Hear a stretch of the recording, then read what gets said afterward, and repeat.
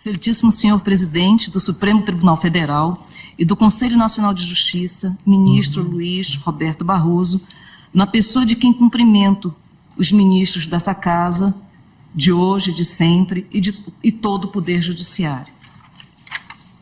Excelentíssimo senhor presidente do Senado Federal e do Congresso Nacional, senador Rodrigo Pacheco, na pessoa de quem cumprimento os senadores da República. Excelentíssimo senhor presidente da Câmara dos Deputados, deputado federal Arthur Lira, na pessoa de quem cumprimento todos os deputados federais. E suas excelências, o senhor presidente do Conselho Federal da Ordem dos Advogados do Brasil, Dr. José Alberto Simonetti, na pessoa de quem cumprimento senhoras advogadas e os senhores advogados brasileiros.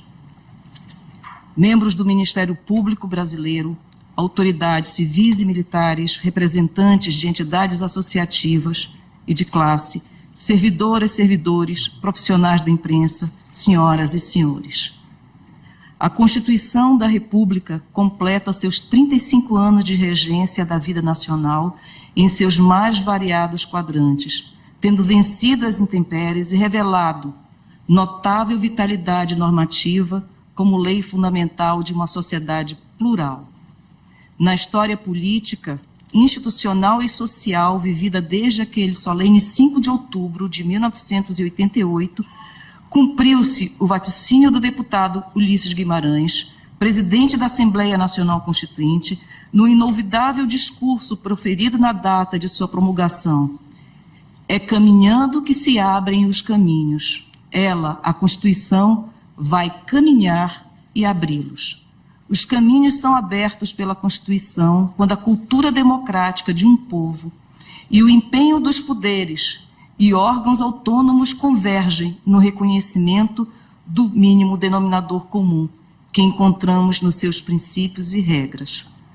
Confirma-o a bela simbologia do rito que ora celebramos, do qual participam representantes dos poderes legislativo, executivo e judiciário, o Ministério Público Brasileiro e a Ordem dos Advogados do Brasil. Essa confiança, que só chamar-se de sentimento constitucional, é fruto de momentos constituintes democráticos, ocasiões de singular expressão da autonomia de um povo. Em direito constitucional, heteronomia vem, histórica e logicamente, depois de autonomia. A Constituição se mantém enquanto é sentida coletivamente, como um bem precioso da nação.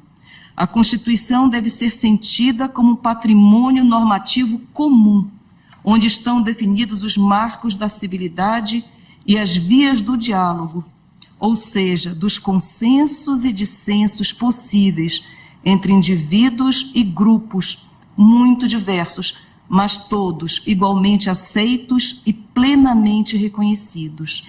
No discurso de posse, em fevereiro de 1987, do presidente da Assembleia Nacional Constituinte, disse o saudoso deputado Ulisses Guimarães: ecoam nesta sala as reivindicações da rua.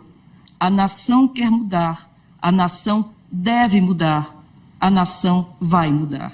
A participação popular no processo nomogenético de riqueza e extensidade, sem precedentes na história constitucional brasileira, levou o presidente da Assembleia a registrar, e eu vou homenageá-lo aqui mais de uma vez, no discurso de 5 de outubro de 1988, que havia um representativo e oxigenado sopro de gente, de rua, de favela, de fábrica, de trabalhadores, de cozinheiras, de menores carentes, de índios, de poceiros, de empresários, de estudantes, de aposentados, de servidores civis e militares, atestando a contemporaneidade e a autenticidade social do texto, que então passava a vigorar.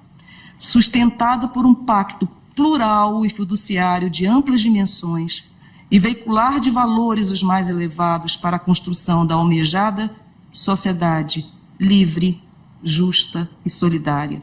As instituições públicas e privadas têm dado a sua contribuição para que o compromisso constituinte, notadamente em momentos especialmente delicados da vida nacional, mantenha-se de pé. Segundo ainda o saudoso presidente da Assembleia Nacional Constituinte, a Constituição certamente não é perfeita. Ela própria o confessa ao admitir a reforma.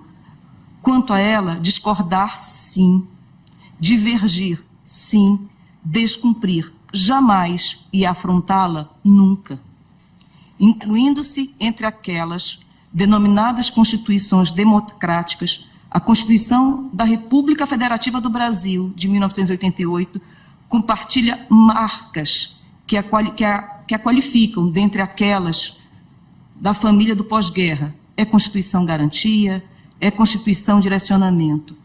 E no dizer, e aí eu vou trazer aqui para homenagear um autor latino-americano, Garcia Villegas, enquadra-se nas constituições que são um catálogo de esperanças por uma sociedade melhor e mais justa, vistas como símbolos políticos destinados a compensar o déficit de ação, que nos faz lembrar Bloch, ao se referir ao princípio da esperança, da lei como esperança, segundo a qual a esperança é o fio de ligação entre o passado e o futuro, nos sonhos, no seu caráter de melhoria do mundo.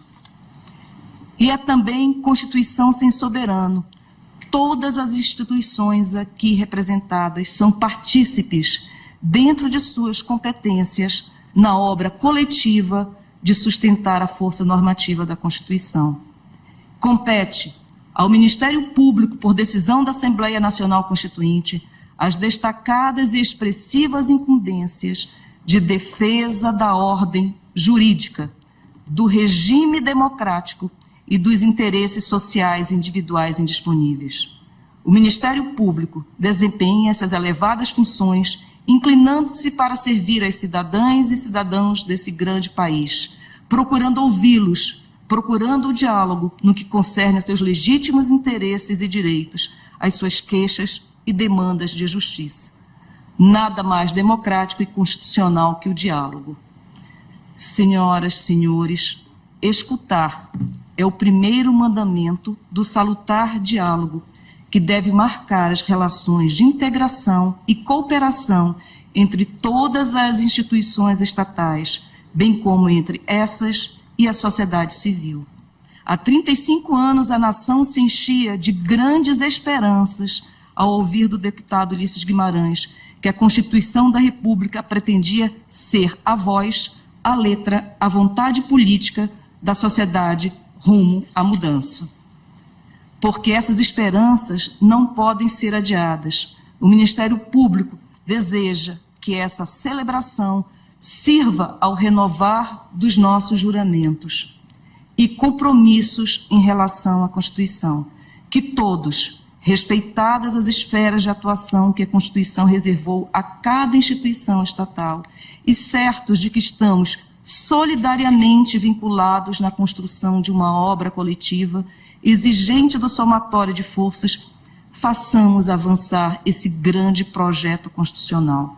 Seguimos com o caminhar, construindo caminhos para chegarmos ao que o Constituinte, ao promulgar em 5 de outubro de 1988, a Constituição Federativa do Brasil visou: instituir um Estado democrático, destinado a assegurar o exercício dos direitos sociais individuais, a liberdade, a segurança, o bem-estar, o desenvolvimento, a igualdade e a justiça, como valores supremos de uma sociedade fraterna, pluralista e sem preconceitos, fundada na harmonia social e comprometida na ordem interna e internacional, com a solução pacífica das controvérsias.